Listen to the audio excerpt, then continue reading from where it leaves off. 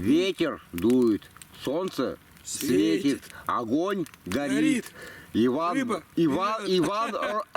рыбачит. Иван, да. Все сходится. Ну костер-то корявый. Почему корявый? Ну смотри, там хаотично все. Нету ни перпендикуляра, ни параллели. Он же жар дает, его Жар дает. основное. Костер горит. Значит, нет. Это... Огонь дает жар. Давай по-другому скажем. Огонь огнем, а душа костра это что? Угли. Да, Если углей не будет, души не будет. да. Как бы он ни лежал, как бы он ни смотрелся, а душа у него, вон она, в углях. Она долгая, Да. сырого долгая. Не смотрите на красоту огня, смотрите в душу костра.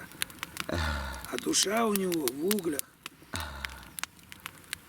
Вот так в этой жизни. Как бы ты его ни разложил, главное, чтобы он давал тепло. С душой отдавал тепло. А этот сейчас корявый костер.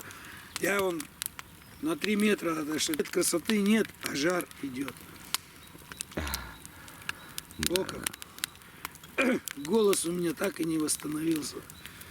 Чемериться. Огонь горит, солнце светит, ветер дует, Иван ловит ловит рыбу. Повторяешься, брат. Ребята, без подсветки, как выглядит. Ну вот так наша религия смотрится, глядя на костер.